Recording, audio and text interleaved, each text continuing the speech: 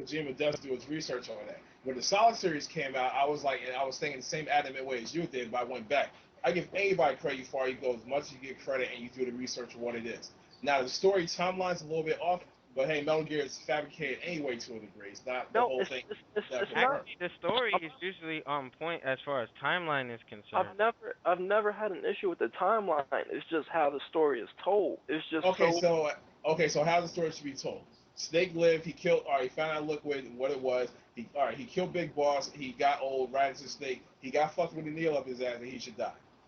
That should be it. No, I'm not saying that should be it, but he tells it in such a way that is so confusing and so much unnecessary information that you lose the necessary information and the unnecessary information. Case in point, in like Metal Gear Solid 4, there's Okay. like there's a 40-minute cutscene like right before the halfway point of the game. Well, that was to wrap up That loose was a wrap ends. up. That was loose ends. That was tie up. Let me Yeah. finish. Let me finish. Okay. There's that big, huge 40-minute cutscene. None of it is important outside of like the 3 minutes in the middle of that cutscene, and you're forced to watch that entire cutscene to get the 3 minutes of relevant information that's in the middle of the cutscene. Because if you do skip it, you can't go forward without because you get confused. You're like, what am I supposed to do? And that 3 minutes tells you exactly what you're supposed to do, what's coming up, what's gonna happen. And if you skip it, you're pretty much lost throughout the rest of the game because All right. I understand what you're saying. All right. Find out what 40-minute cutscene. Let me know. I'm going to play Solid 4 again, and I'm going to challenge you on that, and I'm going to see in my opinion if it's Yeah, worthless. I'm they not they going to be did biased. confirm that it does have there's a lengthy scene in there, but the thing with that is that the game is story driven. Now, if Right. you want like what is this? I'll Uh, put a, it to you like this. a Splinter second. Cell, Splinter Cell is story driven, but it manages to tell the story of the game within the confines of the game. You learn like Yeah, that's plot a points. different style of. Yeah, it's different style because all Metal Gear tied up into one. Yeah, because Metal All Gear the is more Splinter Cells is cinematic. tied up into one. It's one continuous story. It's not a self-contained series like people think. If you go back and play Splinter Cell 1 through 5, it's a continuous story. It's an unfolding, overall, overreaching conspiracy that's like, and the story of Sam Fisher is one continuous story. It's just not contained in one specific game. And the thing is that you learn the story through the events of the game while actually playing the game. You're not bashed over the head with the long ass cutscene to which only a few minutes of it are important. You're learning like the story throughout your actions of the game is what I'm saying. Like in Metal All Gear, right. And I understand where you're going with that, but like you said, as far as that's a different disagreement because I think that's a that's your matter of strong preference. opinion. That's your opinion. Yeah, that's a I matter mean, of. Alex today or anybody else could probably think differently, but I understand what you're saying though. I'm not disagreeing with that with you. Because But let me put it to you guys like this, if I can interject. If what has the perfect balance of in-game storytelling and cinematics is Gears of War. I know Tough Nerd Toys hates that series with a passion. Is No, I actually love that game. I love the series. I just do not like the the gameplay mul- in Gears of War the 2. multiplayer. okay. Yeah, the but multiplayer is the most broken multiplayer I've ever played in my life. You shoot someone, they don't die. But Yeah, they gotta they'll fix the whole updates and everything else. but But like, without going off on a tangent, like like the thing with the balance of the in-game storytelling with the cinematics, Gears of War had that perfect blend of what Metal Gear was doing and um, Splinter Cell was doing. Can I'll, do we agree on that? I'll put yeah, it to you I like agree. this. I totally agree. Kojima tells I totally agree. Their his storyline always coincide. It always yeah, coincide with with his this chapter that was its predecessor. But I mean, as far as like now gameplay is something totally different. But we won't get into All right, all right. that. Yeah, that's all right. pretty much Here's a like simple the here's a simpler they version should of what have had I'm a trying to balance say. with that. Alex, here's a simpler version of what I'm trying to say. Uh, Kojima's storytelling doesn't fit the game in which he's trying to tell the story. He tells his stories like a Japanese RPG. You progress to a certain point, you're hit with a 10 to 15 minute cutscene.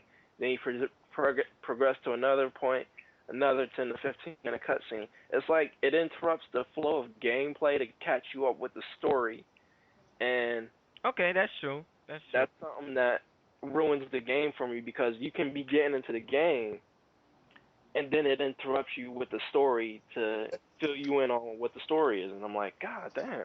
But Well, okay. I Nizzle, mean, mind if I pretty much interject on this? Okay, here's the thing. Metal Gear Solid, whether you know it or not, is basically about extensive storytelling. Even yeah. though it is an action stealth game, it is basically about story. I mean, like, let's be honest here. Oh, I'm not disputing that. I really am. I'm I not. mean, me myself, I love a plot-driven or a story-driven video game. I love them. So do I I. don't like RPGs per se because RPGs divulge too much in the storyline. But I do love story-driven video games. And Metal Gear Solid, if you remember back on the PS1, I thought it was phenomenal. Yes, I it had, was. Yes. It was ahead of its time. I had never played anything like it. The storyline was intriguing. I was immersed. It made you feel fully immersed in the game. It was, Yeah. and Yeah, I but just, it was, the thing is with Metal Gear Solid 1, a lot of people don't notice this, is that it didn't bash you over the head with the story like 2, 3, and 4 do. It doesn't stop the gameplay to fill you in on like 15 minutes of story arc. It does what I tell, like, it tells the story within the confines of the gameplay. You're playing the game, but you learn the story through the course of the events of the game, not a cutscene. That's my. Well, but again, That's the that's same way. all on preference. I mean, some people like that. Like the me myself, I Japanese, they love like that. cutscenes. I love cutscenes. I'm gonna be honest with you. I love cutscenes. I love it. I don't want like perfect example. And again, I'm not diverting from the situation in hand. God of War, right? Not diverting from the situation in hand, but God of War had cutscenes, had lengthy cutscenes, and then the action ensued and pursued, and you progressed and traversed the area, whatever the case may be.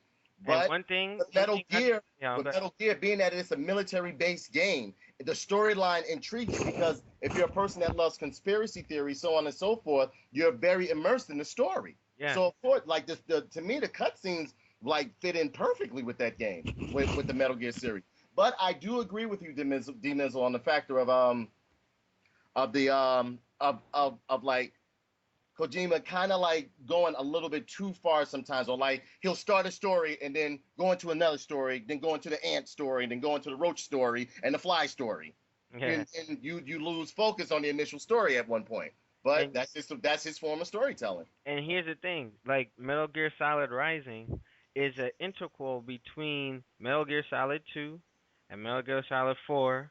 It's gonna explain what happened to Raiden and how he became into that cybernetic body form. Now, how come he didn't explain that? Now they gotta go back in the story and explain that whole situation through Raiden's eyes. So But then again, you also got to look at it from the financial standpoint. That's him making more money with because you have to understand Snake is getting a little bit old. It's just like reading a Batman comic. You love Batman, but after a while you're gonna be like, okay, can I see something about some other character besides Batman? And then you throw a lesser character on him, like, damn, Exactly. Batman was back. okay. Now, Anomaly, what do you think about the whole Metal Gear Solid Rising, spin that Kojima is using? All right, my opinion. I mean, it could go either way. I mean, honestly, the first appearance we really saw Ryan was, of course, Metal Gear Solid 2, which was a fabrication, which is on the cover. Who do we see with Snake? So you see Ryan, you find out, all right, what's going on and everything. Then what happened between 2 and 4? He come back in an exoskeleton suit. Like, what the hell happened? Yeah, they got to fill in that. They really didn't put that much detail in as far as what happened. He got fucked up. Somebody could have farted on him, blown up. I mean, we don't know. Yeah. So, but we know he came out with a sword and cut up oranges and stuff like they're illegal. Oh shoot! You know what? NMO. We'll leave that alone. But we're gonna conclude the Metal Gear Solid rant. This is most unexpected because while we're taking an intermission, this conversation popped up. But the next segment, we're going to be talking about the PS3 and Sony's E3 presentation. So stay tuned. We'll be right back.